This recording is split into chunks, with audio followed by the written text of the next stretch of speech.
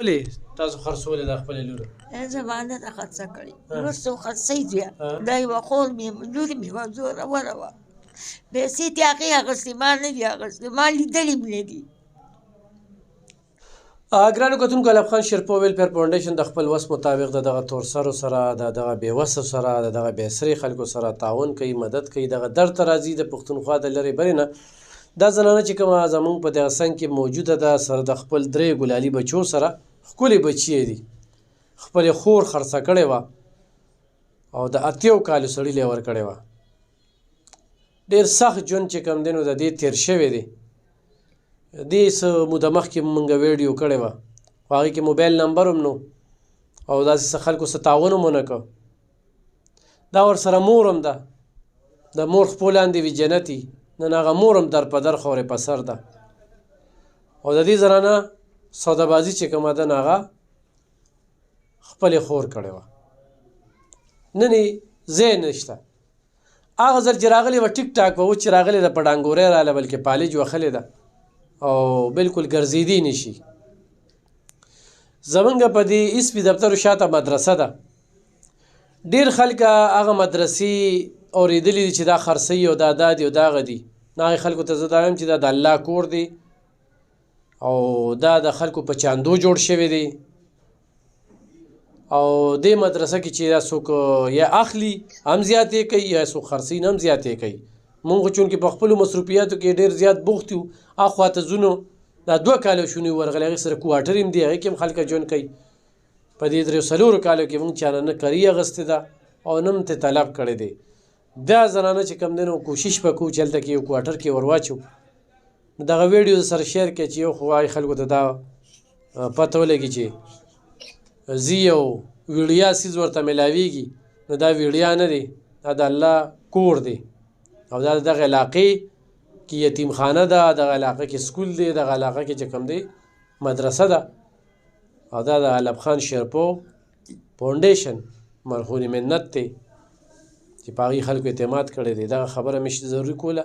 ډېر کال زما ته رالل، نو هغوی ته زما دا خواست دی چې خو تاسو ته دغه ځای کې څوک وایي یا پکې څوک اخوا دېخوا کوي، ملي بګت کوي، دا د الله کور دی او صرف مدرسې له به استعمالېږي او دغه ځای کې به مدرسه وي، بل به دې کې هېڅ هم نه وي. اوس دې وخت کې شړه ده، نو کوشش کوو چې هغه هم بخال کړو.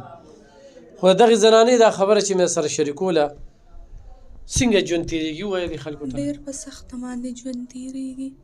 اوس خو بس پالج والې ما نه خبرې هم سمې نشم کولی، او ما خو زه به د دې ماشومانو له چا خدمت کوم او روټۍ هر څه به له دغه کوم، خو اوس هېڅ هم نشم کولی. بس د رور هم د کوره راوشړلم، خور هم د کوره راوشړلم، بس اوس هېڅ اسره هم نشته دی. جومات کې مې شپه کړې ده، په لاره کې ناست یم، خو بس نور هېڅ اسره هم نشته دی. خبرې نشم کولی، پالج والې یم او الټي کوم، زه به له خانانو خدمت کوم، خو د خپل بچي به ساتم. بس اوس ډېر سخت ژوند دی. دا یتیمخانه کې ولې نه داخلې؟ نو دوی زما نه داسې دغه نه کوي که نه، نه ایسارېږي زما نه بغیر. اوس مې ورته ویل یتیمخانې ته به لاړ شو، زه به هم درسره یم، خو نه نه ځو. دوی اوس په چېرته ځې؟ بس ځای خو هېڅ هم نشته، بس په سړک په چېرته کښېنو نو. دا مور هم درسره راوتې ده؟ مور هم راسره راوتې ده. دا ولې ستا په ټس کې؟ بس دا زما دپاره راووته چې دا خو نشي ګرځېدی، دا بس څه کوي، زه به یې نیسم او ګرځوم به یې. ستا د خاوند عمر 80 کاله و؟ 80 کاله نه ډېر و. زه چې واده شوم 80 کاله عمر و. اوس خو به 10 کاله وشو، 100 کاله عمر و. څو کاله د هغه سره تېر کړل؟ 10 کاله مې ورسره تېر کړي. دا 10 کاله ژوند څنګه و؟ سم په سخته مې تېر کړو. دا 2 بچي د هغه نه دي؟ دا 2 ماشومان د هغه نه دي. دا یو دی د بل خاوند و؟ مړ شوي؟ دا 2 د بل نه دي. یو جینۍ د جینۍ مې واده کړې ده. بیا ته روتښتېدې؟ زه ته بیا داسې راووتم، ویې والم دا سر خو مې د هغې د وجې خراب دی، په دې غوږ ایښتي ومه په خښته باندې، اینه مې په دې غوږ راووتله. د هغې نه پس بیا تپوس نه یې شوي؟ نه نه، بس تپوس نه کوي، کو کوي هم نه، وایي داسې چل دی، ولو به دی او داسې به کوو، سم دغه راله نه کوي. مورې دا ولې تاسو خرڅولې دا خپلې لور؟ زما نه ده خرڅه کړې، وروسته خرڅۍ بیا دا یوه خور مې لور مې وه زوروره وه، پیسې ترې هغې اخېستې، ما نه دي اخېستې، ما لیدلې هم نه دي، ما هېڅ نه دي لیدلي. شوګر مې دی ناجوړی یم، دې خوا مې بل شان دې کار دی. اوس ستاسو ژوند څنګه دی؟ هېڅ نشته دی، کله یو ځای کې کله بل ځای کې. نو اوس مې دې ته وایي چې څه به کوو، هغې څه به کوو. چېرته به دغه شو وایي دې نو څو سره به داسې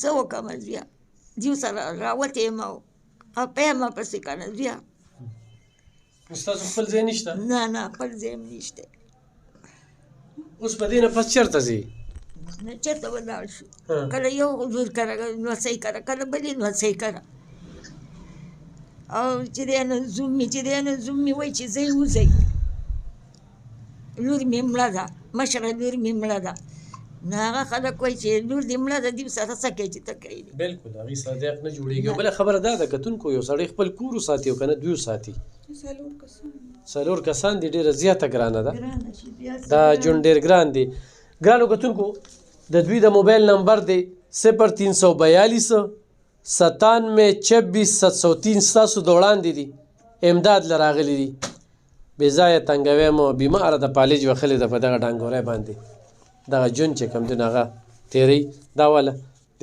ماشومانو له به په دې څه واخلي دا تحریک لبیک والا طرف نه چې کوم دی دا ونیسه دا به ځان سره ونیسي او هغه جلوزو خور ډېره زیاته مننه کومه چې د هغوی طرف نه دغه کومک وشو دا قسمه خلک راځي نو داسې قسمه خلکو ته اړه څنګه یا لار څنګه بندی دا موږ د دوی پریکټیکلي خال ګورو چې چېرته به ځي بهر حال موږ کوشش کوو چې هغه مدرسې ته یې واستو ډېره مننه